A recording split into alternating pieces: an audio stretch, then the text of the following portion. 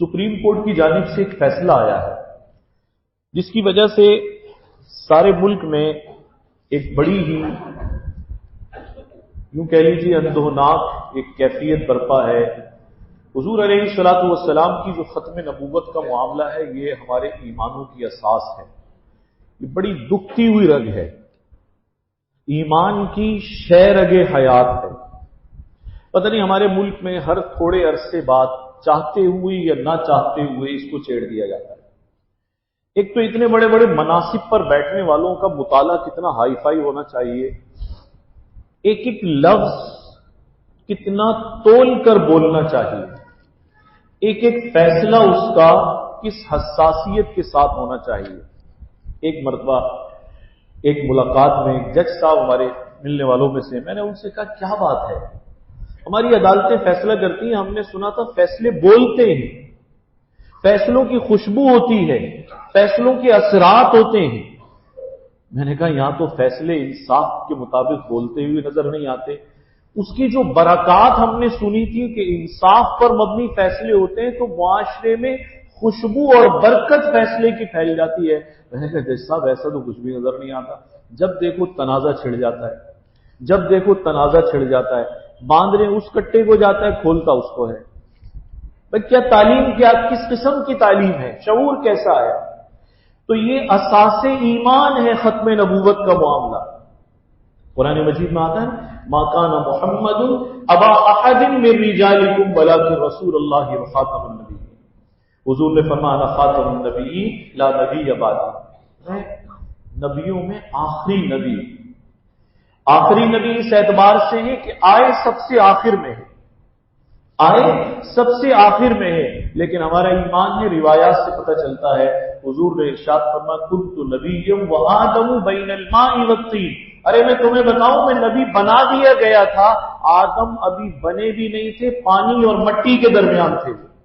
اللہ نے مجھے نبوت عطا بھی فرما دی تھی۔ سب سے پہلے نبیوں میں نبی سید الانبیاء سرکار دو عالم صلی اللہ علیہ وسلم نامزد ہوئے ہیں، اور ختم نبوت کا معاملہ بڑا حساس معاملہ ہے۔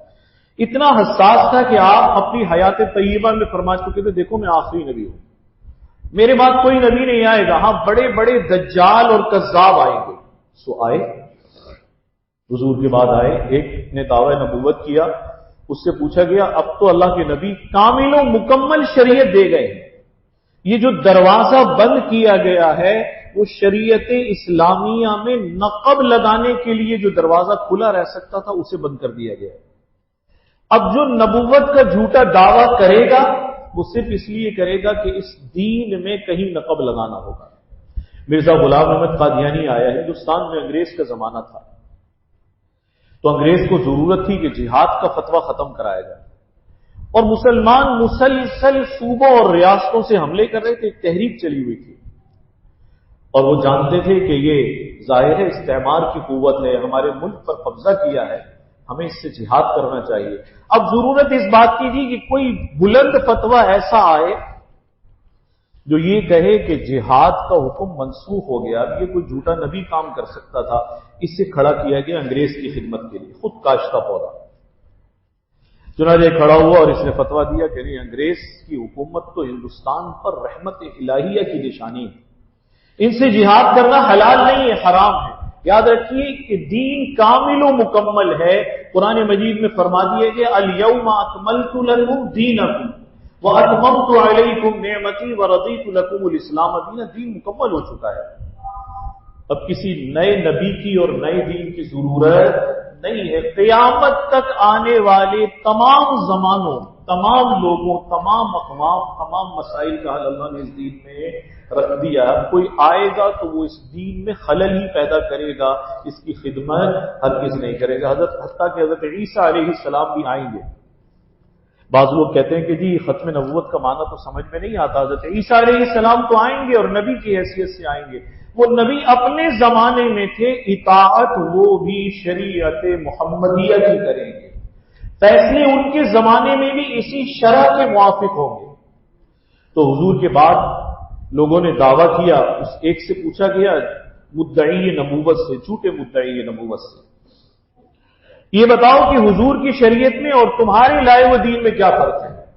اس نے کہا فرق یہ ہے کہ عشاء اور فجر کی نماز معاف ہے. میں سناتا رہتا ہوں، عشاء اور فجر کی نماز معاف ہے. یہ نیا پیکج اس نے متعارف کرایا. جیسے مرزا غلام محمد قادیانی نے چن چن کر وہ فتوے دیے جس سے دین اسلام کو نڈھال اور زخمی کیا جا سکے. اگلے نے دعویٰ کیا نبوت کا. اس زمانے میں حضور کے بعد دنیا سے پردہ فرمانے کے بعد اس سے پوچھا گیا کہ تمہاری شریعت کی کیا خاص بات ہے؟ پچھلے والے نے تو یہ کہا تھا کہ عشاء اور فجر کی نماز معاف ہے، تم کیا پیش کرتے ہو؟ اس نے کہا کہ شراب حرام تھی وہ حلال ہے اور زنا حرام تھا وہ حلال ہے. اب جو دعوی نبوت لے کر آئے گا وہ دین اسلام میں صرف نقب لگائے گا، نیا دین تو اب آ سکتا نہیں ہے. ہمارے کالج اور یونیورسٹی کے بعض نوجوان دوست پوچھتے، بچے پوچھتے کہ قادیانی اور مرزائی آتے ہیں ہمارے پاس، وہ کہتے ہیں نبوت اچھی چیز ہے یا بری چیز ہے؟ اب طالب علم کیا جواب دے گا؟ کہے گا اچھی چیز ہے. یہی کہے گا نا اچھی چیز ہے. تو اب آگے سے وہ حملہ کرتا ہے اور کہتا ہے اچھی چیز جاری رہنی چاہیے یا بند ہو جانی چاہیے؟ کہتے ہیں ہمارے پاس مفتی صاحب اس کا جواب نہیں ہوتا. کیسے جواب نہیں ہوتا؟ ان کو کہیے اچھی چیز ہے. نبی آتے ہیں، شریعت لاتے ہیں، احکام الہیہ لے کر آتے ہیں. اب قیامت تک کے لیے شرع شریف مکمل ہو چکی ہے، نازل ہو چکی ہے. اب نبوت کا دروازہ اس لیے بند کیا اس شریعت میں کوئی نقب نہ لگا سکے، اس میں کوئی خلل نہ ڈال سکے. حضور نے پہلے فرما دیا تھا اب دجال اور کذاب تو آئیں گے، اللہ کا کوئی سچا نبی اب نہیں آئے گا، میں آخری نبی ہوں، مجھ پر نبوت کا سلسلہ تمام ہو چکا ہے. تو اب اس کو چھیڑ دیا جاتا ہے. اس حالیہ ہونے والے فیصلے میں جہاں انہوں نے اور باتیں کی، بعد میں وضاحت آئی، لیکن وضاحت بھی بالکل خام قسم کی وضاحت. اس فیصلے میں آپ یہ باور کرا رہے ہیں کہ سب کو پاکستان کے قانون کے تحت مذہبی آزادی حاصل ہے. بھائی بار بار یہ بات کہتے کہتے تھک گئے، قادیانیت مذہب نہیں ہے. آپ کے برانڈ کی اگر کوئی کاپی کرے تو قانون کے تحت آپ اس کو پکڑوا دیتے ہیں. اگر قرآن کی کوئی کاپی کر کے چھاپنا چاہے تو اس کو مذہبی آزادی حاصل ہے. ڈاکو ہونا کوئی مذہب نہیں ہے، نقب لگانا کوئی مذہب نہیں ہے. اسے مذہب کا نام نہ دیں. کبھی کہا جاتا ہے کہ جی یہ اقلیتوں میں داخل ہے. پاکستان میں ہندوؤں کو آزادی حاصل ہے یا نہیں؟ اگر آپ میں سے کوئی مجھ سے پوچھے اٹھ کر کے مندر کو جلا دینا چاہیے، میں کہوں گا جلانا جائز نہیں. چرچ پر حملہ کرنا چاہیے، الحمدللہ اس ممبر سے ہمیشہ اعتدال کی آواز اٹھتی ہے. کوئی حق نہیں ہے کسی کی عبادت گاہ پر حملہ کرنے کا، کسی مندر کو جلانے کا، گردوارے میں گھسنے کا، چرچوں کو جلانے کا. سب کو مذہبی آزادی حاصل ہے بشرطے کہ وہ کوئی مذہب ہو. اگر کوئی دین اسلام کا نام لے کر مسجد کی کاپی کرے اور احمدی مسجد بنائے تو کیا مذہب ہو؟ وہ قرآن کی کاپی کرے اور قرآن مجید میں جہاں احمد اور محمد کا لفظ آیا ہے ذرا غور سے سنیں. آپ لوگ بھی بڑی جلدی متاثر ہو کر ادھر ادھر کی باتیں کرنا شروع کر دیتے ہیں. سوشل میڈیا پہ ہمارے نوجوان کہتے ہیں اس میں کیا حرج ہے، اس میں کیا حرج ہے. کوئی اس پارٹی سے تعلق رکھتا ہے چیف جسٹس کے لیے جس کے دل میں نرم گوشہ ہے، وہ چیف جسٹس کا دفاع شروع کر دیتا ہے. ارے بھائی کل قیامت کے دن دو صفیں ہوں گی، ایک محمد رسول اللہ کے ماننے والوں کی ہوگی، ایک گستاخوں اور بے ادبوں اور ناموس میں گستاخی کرنے والوں کی ہوگی. وہاں پر کسی چیز کی صف نہیں ہوگی. تو آپ کہتے ہیں کہ جی مذہبی آزادی حاصل ہے. وہ بائبل شائع کریں، آزادی حاصل ہے بالکل.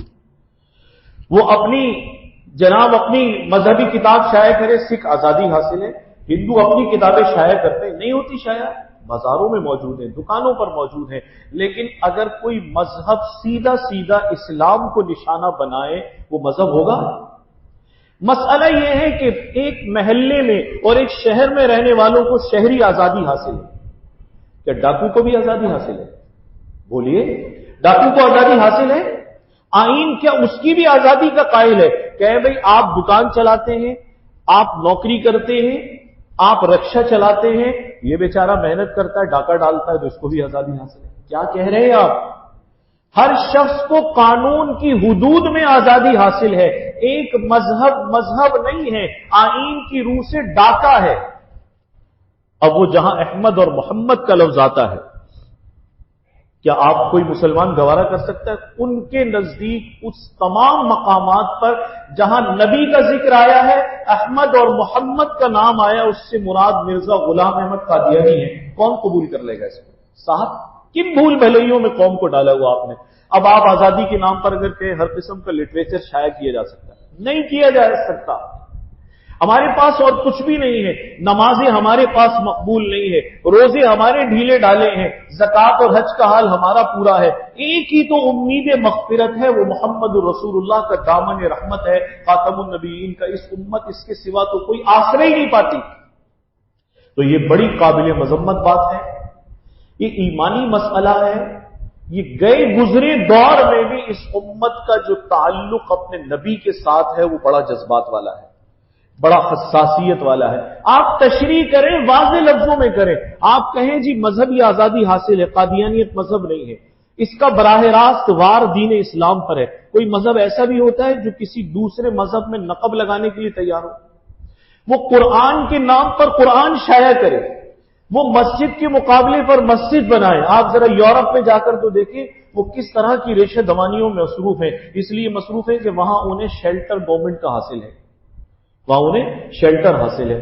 وہ کس قسم کی تشریح کرتے ہیں، کیسا لٹریچر وہ استعمال کرتے ہیں، کس طرح سے دھڑلے کے ساتھ وہ قرآن کے وہ تمام مفاہیم، وہ تمام آیات جس میں حضرت عیسیٰ کی جانب اشارہ ہے، حضور اقدس صلی اللہ علیہ وسلم کی جانب اشارہ ہے، بڑے آرام سے تمام آیات میں تحریف اور ترمیم کر کے کہتے ہیں اس سے مرزا صاحب مراد ہے۔ اس لیے بھائی یہ مسئلہ حساس ہے، اس کو کوئی ہلکا نہ لے۔ کوئی کسی ادارے کا چیف ہو، سپریم کورٹ کا چیف ہو، خدا کے لیے آپ کی آبرو محمد الرسول اللہ کی آبرو سے بڑھ کر نہیں ہے۔ ختم نبوت سے زیادہ مسئلہ حساس روئے زمین پر کوئی نہیں ہے۔ حضور اقدس صلی اللہ علیہ وسلم حیات طیبہ کے آخری ایام میں خود فرما گئے تھے، اس راستے سے اور اس دروازے سے میری امت میں سب سے زیادہ فتنے گھسنے کی کوشش کریں گے، یعنی ختم نبوت کے حوالے سے۔ اس لیے کوئی آزادی نہیں ہے، یہ مذہب نہیں ہے، یہ ڈاکہ ہے۔ قادیانیت مذہب نہیں ہے، اچھی طرح دل و دماغ میں بٹھا لیجیے۔ ہمارے یہاں بعض لوگ کہتے ہیں اسے اقلیت مان لیا جائے، پچھلے دور حکومت میں اسے اقلیت کے زمرے میں ڈالا جا رہا تھا۔ آپ میں سے پتہ نہیں لوگوں کو یاد ہوگا یا نہیں، اور آٹا چینی نے ہماری یادداشت ہی خراب کر دی ہے۔ اقلیت میں ڈالا جا رہا تھا، اس پر علماء نے اعتراض کیا، پہلے ان کا مذہب تو متعین ہو جائے۔ اسلام کو زخمی کرنا کوئی مذہب ہے؟ مسجد کے مقابلے میں مسجد بنانا مذہب ہے؟ قرآن کے مقابلے میں اپنا قرآنی لٹریچر بنانا مذہب ہے؟ کوئی مذہب نہیں ہے۔ جب ایک مذہب ہے ہی نہیں تو اقلیت میں کیسے چلا جائے گا؟ ظاہر ہے وہ تو فتنہ ہے، فساد ہے۔ وہ کیا ہے؟ فتنہ ہے، فساد ہے۔ اور پاکستان کا آئین کہتا ہے کہ ان کو مسجد بنانے کی اجازت نہیں ہے۔ اگر نئے فیصلے سے انہیں اس کی اجازت ملتی تو خطرناک بات ہے، گلی گلی لڑائی شروع ہو جائے گی، جھگڑا شروع ہو جائے گا۔ لٹریچر شائع کرنے کی اجازت نہیں ہے، ان کا لٹریچر شائع ہونا، ان کی تبلیغ کے لیے استعمال ہونا سیدھا سیدھا مطلب یہ ہے کہ قرآن پاک کو مجروح کرنے کے برابر ہے۔ آپ نے سمجھ لی نا بات؟ یا تو آپ احمد اور محمد سے، قرآن میں جہاں بھی آیا ہے اس سے سرکار دو عالم خاتم النبیین سرکار دو عالم صلی اللہ علیہ وسلم کو مراد لے لیں یا مرزا غلام احمد کو مراد لے لیں، یہ جھگڑا ختم ہوگا کبھی؟ یہ جھگڑا ختم نہیں ہوگا۔ آئین اور قانون کہتا ہے یہ فتنہ ہے، یہ فتنہ ہے۔ اور ہمارے یہاں متفقہ قانون ساز اسمبلی انہیں کافر قرار دے چکی ہے۔ کون لوگ ہوتے ہیں ان کے لیے ہمدردی رکھنے والے؟ اس لیے بھائی چیف صاحب کو چاہیے، چیف جسٹس صاحب کو واضح طور پر آ کر اس کی خود وضاحت کریں۔ اس مسئلے کو چھیڑ دیا جاتا ہے، کبھی اسمبلیوں میں چھیڑ دیا جاتا ہے، کبھی کسی کے بیان کے ذریعے چھیڑ دیا جاتا ہے۔ جب چھیڑ جاتا ہے اس کے بعد وضاحتیں بھی بڑی ڈھیلی ڈھالی دی جاتی ہیں، ڈھیلی ڈھالی دی جاتی کہ قانون اس کے بارے میں یہ کہتا ہے، قانون یہ کہتا ہے۔ قانون ساری اقلیتوں کو آزادی دیتا ہے، ہونی چاہیے۔ میں نے مثال دی، عیسائیوں کو مکمل آزادی ہونی چاہیے، ہندو ہمارے یہاں آزاد بھی ہیں، خوشحال بھی ہیں، سکھوں کو آزادی ہے، باقی مذاہب کو آزادی ہے، لیکن خدا کے لیے پہلے اس کا مذہب ہونا تو متعین کر لیں۔ یہ کس قسم کے مذہب کا فرد ہے؟ جب اسے آپ آزادی دیں گے تو یہ قرآن پر حملہ کرے گا، آپ اسے آزادی دیں گے تو مسجد پر حملہ کرے گا۔ اس کی ساری مذہبی تگ و دو کا خلاصہ یہ ہے کہ محمد رسول اللہ کی ختم نبوت کا وجود باقی نہ رہے۔ ارے آپ کیا کہتے ہیں؟ اس کا پہلا خلیفہ، صاف کتابوں میں لکھا ہے اپنے پہلے خلیفہ کے بارے میں، وہ ابو بکر کے برابر یا اس سے افضل ہے، دوسرا عمر یا اس سے افضل ہے، تیسرا عثمان، چوتھا علی یا اس سے افضل ہے۔ کیا اس چیز کو کوئی برداشت کرے گا؟ کون برداشت کر لے گا؟ آپ کیا بات کرتے ہیں؟ کون سا فیصلہ کرنے جاتے ہیں؟ کٹا کون سا کھولتے ہیں؟ اس لیے بھائی آپ کی آبرو بہت بعد میں ہے، معاف کیجیے گا، توہین عدالت کے معاملات اپنی جگہ پر ہے، لیکن توہین رسالت سے بڑھ کر کوئی توہین روئے زمین پر ہو ہی نہیں سکتی، اور ختم نبوت پر جو نقب لگ رہا ہے اس سے زیادہ کوئی خطرناک معاملہ، اس سے بڑا ڈاکہ اور اس سے بڑی کوئی چوری نہیں ہو سکتی۔ اگر آپ کا مطلب یہ نہیں ہے جو لوگ سمجھ رہے ہیں، واضح طور پر آ کر وضاحت کریں، اور یہ بھی وضاحت کریں کہ قادیانیت کو کسی بھی قسم کی مذہبی آزادی حاصل نہیں ہے، اس لیے کہ یہ مذہب نہیں ہے، یہ دین اسلام میں نقب ہے، کوئی آسمانی مذہب نہیں ہے، یہ دین اسلام میں نقب ہے۔ آپ اسے آزاد چھوڑیں گے تو فتنہ و فساد کا دروازہ کھلتا چلا جائے گا۔